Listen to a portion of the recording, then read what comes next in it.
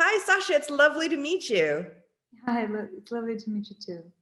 Listen, we've never met before, but I've seen your amazing photography, and I wanted to, get you up on the podcast to talk about your work. We're in Women's History Month, the month of March, and I just love the way you represent women in your photography. And I wanted to go back and maybe we'll start at the beginning and just tell me how you originally got into photography. Yes, great question. I mean, if you want to go way back, I think it all started with me and my friend using a flip phone for an impromptu photo shoot in like my bedroom at 14. Mm-hmm. And I knew how to use Photoshop because my parents were involved with things that, we had Photoshop on our computer and my dad taught me how to use it so I could edit the photos and they came out really cool and stuff like that. But all jokes aside, around 16 or so, I picked up a film camera. I can't explain to you why. At the time I was doing ballroom dancing professionally, like we were competing and traveling and doing all the things. And I was messing around with like a little shitty camera, it just brought me joy taking pictures. I don't know why, like I like going on walks by myself, and that gave me the excuse to do that more because I could just walk around and snap whatever. But some photographer who did like ballroom dancing photography saw it and was like, oh, you really should think about, being a photographer. Your colors are so good. And I was like, colors? What? Like I just, it was not serious. But I was fooling around with a film camera, maybe because it was cool at the time, maybe because it just was fun to me to be with my friends and do silly shit. But, we did that. And, speeding a year ahead to when I was 17, this young Ukrainian designer saw my work, and just it happened so that she's an incredibly talented person, and Harper's Bazaar is doing a piece on the 10 up and coming big designers who are going to be, great. And each one of them had the opportunity to choose their own photographer. So she offered me and they approved. I don't know why or how, but yes. Mm-hmm. And, I had to take a day off from school to do, it's kind of a silly thing. Who was the designer? Because I've come and covered fashion weeks there in the past. So I'm curious to know who it was. She doesn't do design anymore. She got involved with like a deep religious thing a year after, and it all went downhill from there. But I'll definitely look up the name. She just stopped doing things, which is sad because I don't know why. It's silly, but we had our birthday on the same exact day and year, and she's also Sasha. Mm-hmm. And her design spoke so much to me that, I don't know, I was just fascinated with her, and she, liked my work and sort of in response, which was fascinating to me that anybody could even take it seriously at that point. But photos came out great, and Bazaar was happy, and they, it was a nice feature. And right after I was like, oh, let's shoot an editorial. They're like, yeah, maybe no.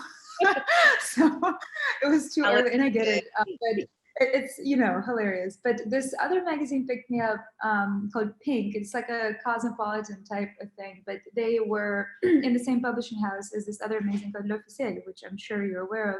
Yeah. It was all under one big umbrella, and within the couple of months they started shooting for all of the magazines that they had, and sort of thrown into like a studio, and were told, here, go figure it out. And I've never seen studio lights before. Like I just have not been able to do any of those things. But I mean, so then tell me a little bit. So you're an autodidact. You learn kind of on the go, on the ground, from one shoot to the other. What you mentioned that you were like shooting nature and being outside, but you definitely have at least from the body work I've seen recently, there's definitely pull towards the female form and sometimes in nature. What is it, as your kind of main field of shooting, as it were? What is it that draws you to that, the female form as the kind of the area that you want to explore? So that is a great question. For me, I've been trying to figure it out myself. The nature part I can explain, with an educated response, but the female part. That too, because I've seen some of your flowers and they're quite erotic. The most recent, bright and colorful and moist, let's say. They're very moist. I mean, I did things to them. But all right, so let's talk about flowers in a minute. But so what is it about women, and then the natural, maybe the nature version of a woman, which is the flower, but what is it about the female form that you're drawn so to? I think I'm guessing here. I'm honestly just guessing, but I think that two factors are to blame for my love for women and their bodies and working with them. Helmut Newton for sure is to blame. I don't know why. Like when I started being interested in actual, fashion photography and photography, like masters of photography, I went through, every possible corner of the internet and trying to figure out who I gravitate more towards. And I tried to shoot like, every kind of fashion photographer out there, but the only time where I felt like this is where I belong were things where I tried to copy Helmut or do things that would feel like his work. I never tried to literally copy photography, but I would dress girls in pantyhose, and it would be black and white film, and we would do these things that are half nude, and all my friends, we were super young, so everybody was just down to do whatever. Yep. So that really spoke to me, that feeling, and then the second part is ballroom dancing.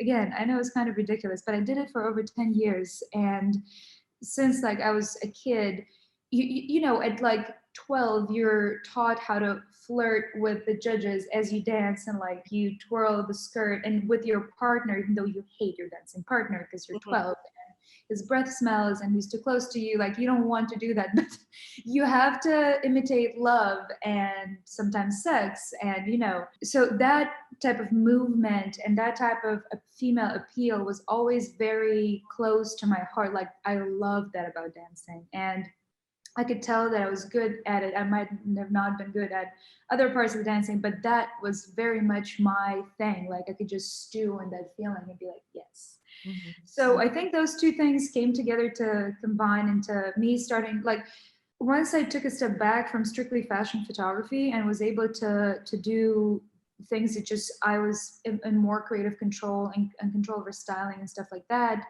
I started to strip away the clothes more and more. And they were just sort of like tiny little pieces to form my shot, to add a line or a piece of color. It wasn't for the sake of the outfit anymore, which liberated me in a big way. And then I truly was like, oh, the body, like this is what I want to work with. This is where I feel power the most. Mm-hmm. And nature, I grew up in Western Ukraine, so I was born and I grew up in Kiev, but until I was 8 years old, I was in Western Ukraine, and my grandfather took me to, it's like very mountainy, very green, you live like right on the edge of the forest. Mm-hmm. And every weekend, my parents would drop me off with my grandparents, and we would go to the mountains. We would take a train, like a 3-hour train ride to go take a 27-kilometer hike to like pick mushrooms and make a little fire, make tea. And so I would just be in the forest constantly. Mm-hmm. So my love for nature has to come from that. However, not to make this answer too long, but I used to hate shooting in nature. I used to despise it. And I'll explain why. Because in Kiev, as much as I love Ukraine and Kiev itself, for my, teenage brain, I wanted to be in New York or Paris and shoot that type of architecture and be on the street. Mm-hmm. And be like Peter Lindbergh and be like Helmut Newton, and have this backdrop that they had. And I didn't have that. Kiev doesn't look like that. It has its own charm and beauty, but it's Eastern Europe, like it's not the same. Yep. So the only acceptable at that point to my brain place where I wanted to shoot was the botanical garden. Because it was always beautiful, it was green, there was not that many people, you can have some privacy. And at some point I just got sick of it. And I was like, I don't want to shoot like dreamy women in nature anymore. It was annoying to me. I wanted to be like harder, more urban and this and that. And I couldn't get to that. So for years I stepped away from nature. And then maybe 2 years ago, I reinvented my connection. Yeah, because the nature shoots that you're doing now, there is a very, it's very strong colors. Like we said, there's a liquid, a fluidity to them. It's a very different perspective on the floral space, let's say. Totally. And as far as your female photography, I was looking at your work and I was just like, you and Casey from Mugler, the designer at Mugler, need to get together and do a shoot together, because you guys would hit it off like a house on fire for sure. At what point did you go, okay, I can't get the backdrops I want in the Ukraine? What made you decide to jump ship and go across the world to LA? I mean, what was, granted you had started to pull in and started shooting and had a portfolio, but what gave you the courage to say, all right, it's now or never, I'm going to go? So, I was 23. B, I was always convinced that I'm going to live in America. I know sounds crazy, but a part of my family is actually in Philadelphia, like a distant part. So ever since I was a kid, I would get these, this is very far in the past, I would get these little shipments from Philadelphia with little American things for me as a kid. I was like 3 years old, but I had little, things that nobody would have back then in Ukraine because it was unheard of. Yeah. And I've always had this idea that I'm going to move to New York and do photography there, do fashion photography there. Of course, by the time I was 23, I got so I started when I was 17. By the time I was 23, I was like, oh, fashion photography, I can't, I always have to shoot the outfit they tell me. It just didn't feel completely right. By that time, I already traveled all over the place, all over Europe myself. I went on multiple trips to France to shoot all over it in Italy and stuff like that. So I was very comfortable traveling by myself. Like my first job in Paris happened when I was 18, and it was crazy and incredible. And I felt very comfortable doing that. So I started thinking about directing at around age of 23. People kept telling me, oh, you should think about directing. And I was like, no, I hate the moving picture. Don't tell me that. I just like taking stills, And then I was lucky enough to be on the set of John Legend's music video, All of Me. I was taking pictures, and for the first time before I was on commercials and more commercials. I was on those sets in Ukraine, even though they were foreign and great. It's not the same. It's not the same. I was just like, I don't like this. But I saw that process and I saw what the director actually does and how this looks, and I was like, I can do that. Telling people what to do, how I think it should be done. This is what I was born to do. It's so good you know that about yourself. Yes, it's the most irritating and useful part about my character. I everything must be corrected to how I think it should be. And I mean, thank God there's a job where I can do that and not get punched in the face constantly. So, this is what I chose to do. And I was like, maybe directing is fun. So I started toying with it back in Ukraine. I directed one little thing there and I loved it. So I was like, you know what? Scrap New York. I'm going to move to LA. Okay. Got it. And for those who want to follow in your footsteps, because honestly, it sounds kind of Cinderella in the fact that, you end up doing a shoot with a Ukrainian designer, or that, it's part of a larger, house of publications. So you end up writing for other publications within it, like Officiel, et cetera. And then, you're building your dossier, your media kit to go out there to LA with, something quite impressive. But what do you think when you talked about, your personality for being a director? The comedians talk about, you can't teach funny, but can you teach being a good photographer? Is it in your bones? Do you have to have a certain eye, or is it something that can be taught? Because you learned on the go. So I was curious to think what your thoughts are about that. I think photography can be taught to a certain degree, right? So just like any art form, you can teach yourself the technique and you can pick up things that you see, but I will always believe that to truly invent, you just have to know how to do it. You have to know how to catch that feeling and how to, most importantly, get to it. You know what I mean? I have to say it. I hate to say this, but I have to say it because I've seen people be this close, like a tiny centimeter away from greatness, but just unable to see it. It's like invisible to them. You know what I mean? They just can't cross over from this layer to the next step where it's going to be truly unbelievable, which is a shame. But that's why we have so many different versions of art and professions and stuff like that. I just have to say that the story does sound really fun, but it's half dumb luck. It's my constant confidence in that I can do anything I want. And not to sound like an asshole, yes, I built a huge portfolio by the time I came to America, but nobody cared. People could care less who I work for. Right before I landed in LA, I was actually in Paris doing a project with Harper and Louis Vuitton, and it was a cover and it was a really exciting feature. And when I came here, nobody cared at all that I existed. So what did you care about in LA? How did you break through in LA? What was it? Was it shooting the Kardashians? how did you tell me what how were you able to build up, what they cared about in LA, get yourself some work there? Because it's a different animal than New York or Paris. Exactly. So here's where the dumb luck comes in once again in my life. through a weird sequence of events, this unbelievably gorgeous singer, Tiana Taylor, got introduced to my work. Mm-hmm. And to which I still cannot believe that happened. And we connected, and she let me know she's going to be coming out to LA and asked if I would be open to doing a shoot.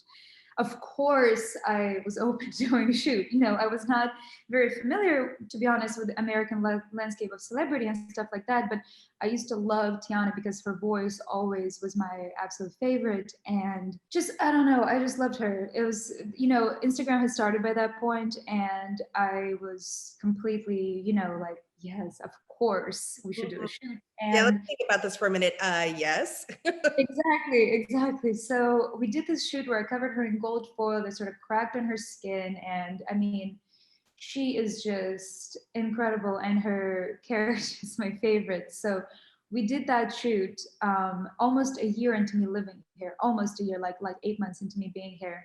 Mhm. And it sort of went everywhere, honestly. It just spread like wildfire. And yeah, I think that that was an introduction for me for sure. And then Mhm. afterwards, when me and Kylie got to work together again, I feel like she saw that shoot. I'm not necessarily sure, but that might be it. Of course, it helped that I had a good portfolio to add, you know, like nobody would work with me in the first place if I hadn't had it. Mhm. But, you know, no agency was interested or anything like that. It's just because these women connected with what I was doing and said, oh, you know what? Yes, let's do something together. And are It was you finding that, you know, people are just reaching out through Instagram, like DMing you? Is that how it's working, or is that the old school way of like their agent contacts you and there's a whole rigmarole? I mean, how is that evolving, that connection and that, you know, communication between you and your subjects? totally. I mean, I was not signed with anybody until a year ago. Mhm. And I refused to be signed with anybody because I tried for a very brief moment and it was completely awful. So I was like, ha, never again.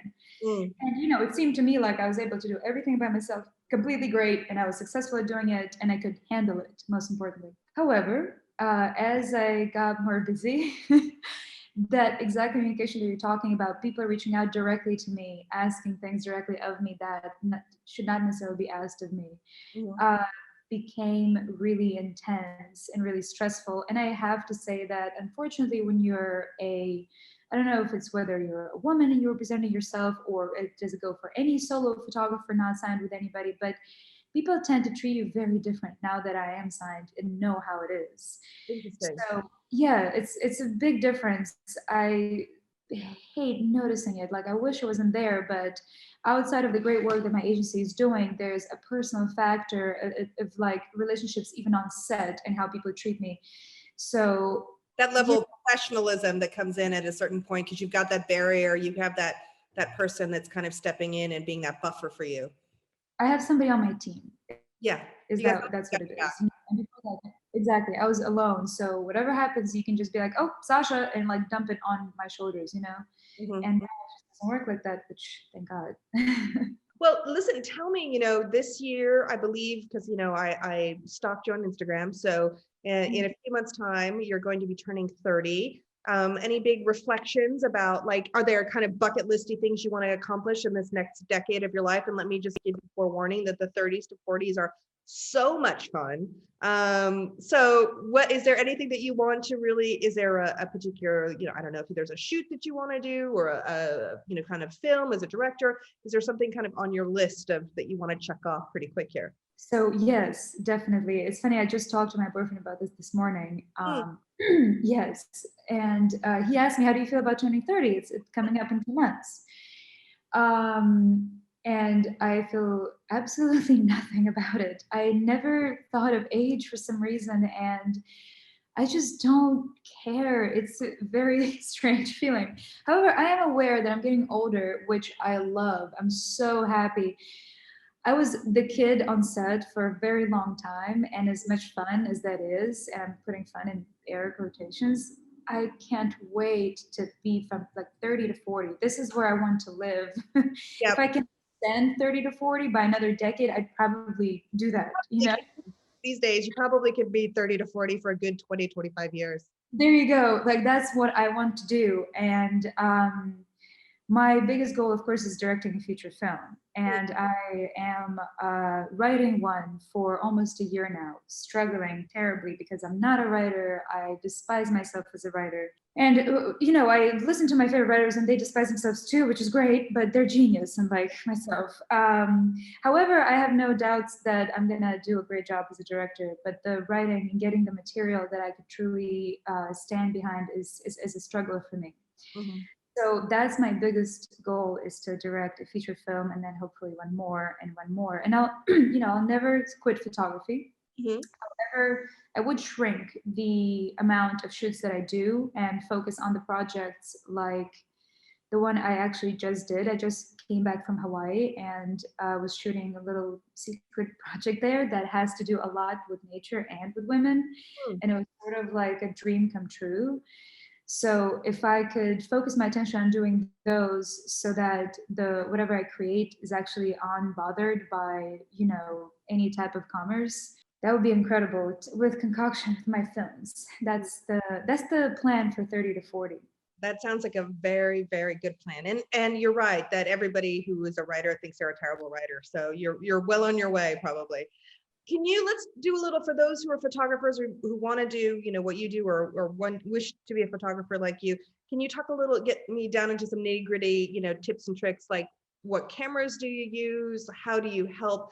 Because, I am somebody who just has that really tense, awful smile. Like I can't relax in front of a camera. Like, what are your tips and tricks to like loosen up the space, especially because you said there's a lot of, very little clothing involved in a lot of your shoots. So how do you make people feel comfortable? What, materials, what camera, what do you use? And just like, talk to me a little bit about like what you've learned, those tips and tricks during this, your career so far. Of course, yes. So I think making the subject comfortable, especially if you're shooting somebody without clothes, but sometimes even with a ton of clothes, Mm-hmm. is 50% of the photographer's job, or more, perhaps. So for me, that's one of the biggest elements. And it's a struggle for me also. Like I am comfortable talking to people, but often my requests are kind of nuts. And I let them know before the shoot starts. I tell them, hey, the moment you feel uncomfortable, the moment I ask them something ridiculous, just tell me how you feel. I don't want you to feel, like you're doing something that looks bizarre. Or if you are, just let me know and I'll explain to you how this works. I'll show you what the shot looks like so you can, get a little window into my brain and get on this train, right? And be good with what we're doing. So most of the time, I don't run into issues with people being uncomfortable, being nude or half nude. They just let me know how nude they can be during the day. And that's what they choose to do, right? I'm not pressuring anybody to do anything more than that. And if I'm shooting somebody completely naked, I should film, right? But I'll snap a digital photo to let them know what is showing, right? That nothing is showing in a weird way. And I always tell them that, listen, you looking incredible is my prerogative. Like that's my interest. Yeah. I don't want to. Cool. Yeah. Exactly. That's what I'm going to be doing today, is making you look unbelievable. Mm-hmm. Of course, showing a bunch of references helps. Plus, every pose, and as much as I can, I'll show myself first. Often enough, I'll ask women to get into deep in the jungle, butt naked, and I'll go there myself first and stand and make sure that nothing is biting them or stabbing them or touching them in a weird way. Like I do a lot of this hands-on type of thing, so they feel like we're together. We're doing this together, and this is cool. Mm-hmm. Another little trick I use is when it gets rough, I'll put a mirror right behind myself, especially for studio stuff. And the subject this way can see what they look like and can adjust their body. And funny enough, if you do this for a couple of times with the same person, they will learn how to work better just from that experience. And later, they don't need the mirror anymore. Okay. Oh, that's really Often, if it's a ridiculous outfit, I'll give them that. That's interesting. And so what camera do you use? What is your comfort zone as far as the technical, the gear? So I use a Mamiya RZ 6.7, and I have two of them, and I have little bags that are 6.7 format. Plus, I have some bags that I got from Japan that are 6.5 format. It's a little bit smaller, medium format, but sometimes I know it sounds silly, but sometimes I feel like 6.7 carries almost too much information for certain shots, and I want it to shrink a little bit. I want to land somewhere in between 35 and medium format, and 6.5 proves to be a great way to go when you can preserve the beauty of the Mamiya RZ lenses. Mm-hmm. but you get a 6:5 format. So I do that a lot. I also use, for my 35mm shots, I use a Canon 1V. It's like a camera from, 97, is probably my newest quote unquote film camera. And I've been looking into buying a Pentax 6.7 because I need a handheld medium format camera. I realized that on my Hawaii trip, because for me, I can only go waist and down, like I need to look down at it. That is very frustrating. So when you Yeah, when you don't have the right materials, or when you realize you're missing that one thing. I know what you mean. I know what you mean. Talking about, you mentioned too much information sometimes with some cameras. So too much, I don't know why it brought to my mind, but I know you've shot for, Vogue's and Harper's Bazaars and L'Officiel and Elle, but you've also shot for Playboy. So what is the difference when you're talking, how do you shoot for a Playboy as opposed to a Vogue? I mean, is there any difference, or is it the same thing and that people just have less clothing on? No, so totally different things. Totally different. The way you build your concept is different. The way where your motivation is coming from is different. Your ideas come from a completely different place. And of course, Vogue and Harper's and Elle, those are stories about the outfit, right? And we're all working to discover how else we can utilize this, how else we can, present this. So the main character will always be the outfit. And that is something that is never true with Playboy. And thank God for that. That's the biggest difference for me, right? And we play different roles on those sets. So I don't take a seat back to, a creative director or a stylist or anything like that.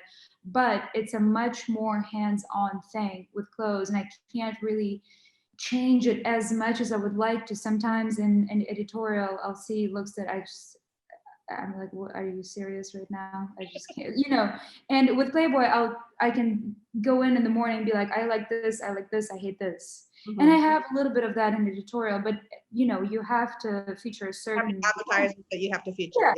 That's it. That's what it's going to be. You don't get as much of a say, and you always have to keep your mind based on, okay, we are doing this because these clothes need to look a certain way. Mm-hmm. Of course, it could be extremely artsy and inspired and beautiful. However, with Playboy, I'm shooting the person, and that's who's the main character. For me, at least, that's the biggest difference. And I can strip them of all clothes. I can cover them in, little silver bunnies, or, or put an outfit on them. But I'm shooting the person, I'm working with the person, and I get to create a completely different character from who they are in real life, or I get to compliment who they are in real life, but I get to work with the human being, and that's my favorite part of it, and of course I get the body. I need the body. Well, then you have that kind of hybrid middle ground where you have like, Good American, the Kardashians being shot. So they're not models, they're not, classic celebrity Hollywood actress. They're in this middle ground. What's it like working with them? Because, the pressure is on. I mean, they've been photographed by everybody and their brother. I mean, what is that kind of relationship like? I mean, I would say that they are part model and part actress as well at this point. I think it's very fair to say that. Mm-hmm. How I approach it is no different from working with anybody else. I assess in the morning every time we start a shoot, how much direction am I going to give?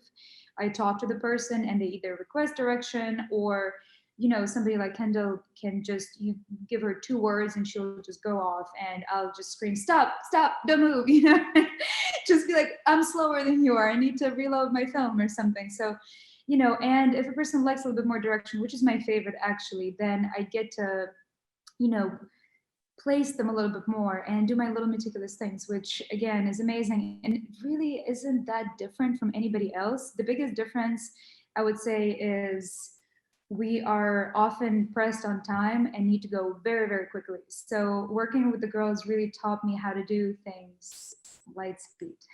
Light speed. Okay. Oh, yeah. What about the the gender question, let's say, do you think you as a female photographer have an advantage to a certain extent, particularly in the media that you like to photograph in, that you feel comfortable in, which is again this space of pared down as much as possible? Do you think that it gives you a certain perspective? Oh, 100%. Of course. I love being a woman, and it is giving me an advantage. And that's why I don't struggle with shooting men. I love shooting men, but I am not familiar with their body. Like I don't own one of the bodies that they have, so I don't get to practice and live with it and understand it in all kinds of ways, like I do with women, right? It's I'm basically mirroring myself on whoever I shoot if it's a woman, which is what every photographer does in a way.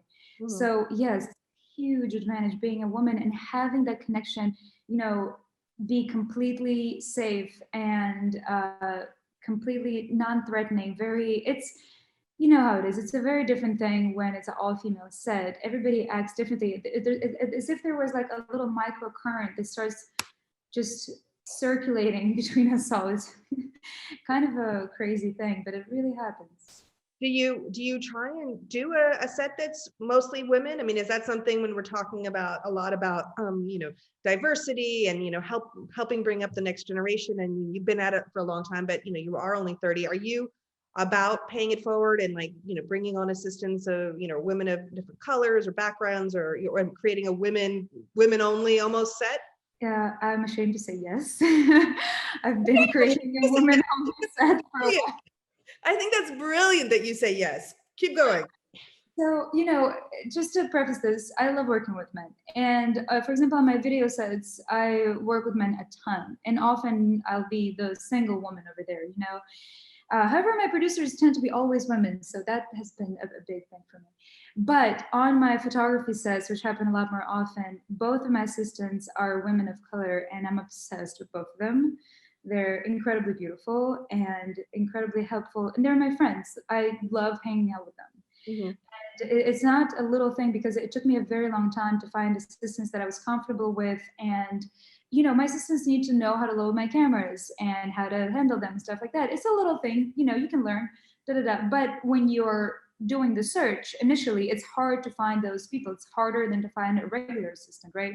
Yep. And I was struggling finding one, I think, because I was just giving these, all these different guys. And again, no problem with men, but there wasn't that same relationship. And pretty early on, I started noticing that, hey, like my subjects, I shouldn't be ushering everybody out of the room just because it has to be just me and her alone. I need to keep at least one of my crew. So I was like, duh, of course, I need my group to be all female. And once I found my assistant Ashley, who I love, I was like, oh, this is what it was all about. And then I found another girl that works on my team now. And I mean, my agency knows, everybody knows, I don't go to set without them. That's my crew. That's who we are. Like, that's what it is. And yes, I always try to make a note of, listen, let's keep this as female as possible because my shoots tend to be so revealing and sexual, and it's just a different thing. And I've had ridiculous situation with men giving little comments on women's appearances and their bodies and just very bizarre stuff. So yeah. Yeah, and it's amazing how little that they pick up that they're even doing that in some cases. They're just these flippant, offhanded stuff that for them is nothing, and it just has this ripple and ramifications that they don't even realize. It's so, so true.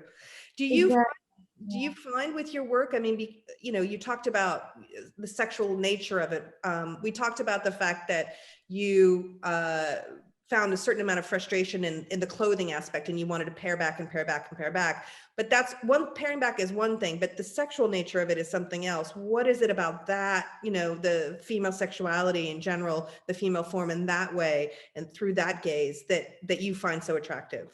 What a great question. I wish I knew. I was always very drawn to being extremely open sexually, and female sexuality was a very, it's a subject that spoke to me. And as a like, in my early 20s, as a young adult, I was just all over the place, and it gave me a lot of energy and power to be like, oh, this is my body. I get to do whatever I want.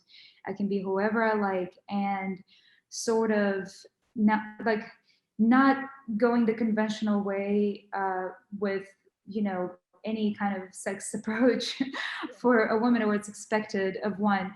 I don't know if it was born out of, a rebel type of feeling, like, oh, I don't want to do this, and I just want to be whoever I like. And if I want to have sex with 5 different men on one week, I'm going to do it. Mhm. that's just what I like, why not? Exactly. Um, uh, Maybe it was born out of that, maybe not. I'm not sure what exactly came together, but somehow all my favorite movies always involved a particular type of sexuality. All my favorite directors, all my favorite photographers, I just really gravitated towards that. Women seemed the most confident, open, and I was so drawn to them when they were just sort of really honest about their sexuality, very just owning it. You know what I mean? So I hate the idea of trying to be sexy. Yeah. Like I'll never shoot a girl wearing, this cutesy lingerie with high heels and like trying to be like, come get me. Like I hate that. I'd rather you have no clothes on and be like cleaning the pool with the giant, stick with a little thing on the end. Like I'd rather you do that and just be you unapologetically, and I'll just capture you in that moment. Mm-hmm. And it's almost, for me, it's almost about power and not necessarily just sexual. I just see it as very powerful when women can just go, yeah, this is me. I have, a whole wonderland between my legs. Like that's just what it is. Hallelujah. I absolutely agree. On that powerful note, I'm going to ask you the 5 generic fashion questions that I ask everybody. So, of course, this is a Fashion Seatbelt podcast. So I usually talk to people in the fashion industry, and you are a photographer, fashion adjacent. So some of these questions might be slightly skewed for you, but here we go. So my first question to you is, what is your favorite piece of clothing that you own above all others, what you cherish the most? Oh, incredible question. I have this Hyder Aden trench coat that is black and vinyl and matte, and I love it. Yeah, Hyder Ackerman. If you talk about sexy clothing, Hyder is very, very, very sexy. Yeah. What people can't really, people have a certain budget, they can't invest in a lot of different, expensive clothing. But if you were to say, or accessories or jewelry or whatever, what would be that one item of clothing or that one thing that you think everyone should really spend the money on, to invest in, to save up and spend their money on? What a great question. Let me think. I have to say that it has to be can it be 2 items? It has to be one. Perfect. It has to be a pair of pants, like dress pants that you love, preferably Celine, preferably from Phoebe Philo era. And it has to be a white shirt, something preferably from Vivienne Westwood, or no, I'm gonna stop there. My favorite white shirt is Vivienne Westwood forever. It's unbelievable. It looks like half kimono, half shirt. I'm completely obsessed with it. But invest in 2 expensive classic pieces of clothing that then you can complement with little things. For somebody who isn't, working in the heart of fashion, that's a very, very good answer. I absolutely agree with you on both those points. Who is your favorite designer, living or dead? Ooh, this is crazy. I have to say McQueen. I don't own any of his pieces. Are we talking Sarah Burton, or are we talking No, Alexander McQueen, like the classic McQueen. The classic, yeah. It's just beyond me what he was able to do, and it's beyond me that somebody was able to express themselves with that intensity, and still find a place in the fashion world. It sounds silly because he's such a big name, but when you just put it in writing on the paper, you cannot believe that he was able to pull that off. Yeah, no, I feel incredibly blessed to have been at pretty much all of his collections, during his career. So, getting to sit front row at his last show, and amongst others. Lee was an amazing man. He's one of a kind, no doubt. What trend will you never follow? What trend will I never follow? That's great. I am never going to make a dancing video on TikTok. That's a great answer. Okay, I don't think I will either. And then the last question is, what do you love most about fashion? The clothing. I love fashion. I'm obsessed with gorgeous pieces. I'm obsessed with dressing up. It is the ultimate form of self-expression that we're all burdened with. You have to dress yourself every day. And not every day you're expressing yourself. I'll give you that. But when you do choose your outfit carefully, it can be life-changing. I know it sounds very fashion podcasty, but it's true. It is very true. Sasha, this has been a delight getting to know you. The next time in LA, we're gonna get together and grab a coffee, hang out, because it's just been wonderful getting to know you, really. And I can't wait to see what you come up with this project in Hawaii. It sounds fascinating. Oh yes, thank you. It's I hate to say it, but it's so fucking beautiful. It's so good. So I'm extremely excited to share that, and it's so nice talking to you too. It's a complete pleasure, and please let me know when you're here. Hopefully, I'll take you to my favorite cafe, and we'll be able to do real things. I would love that. I would love that. So listen, we'll stay in touch. We'll DM each other and we'll talk later. But thank you. All right, bye. Bye. Bye.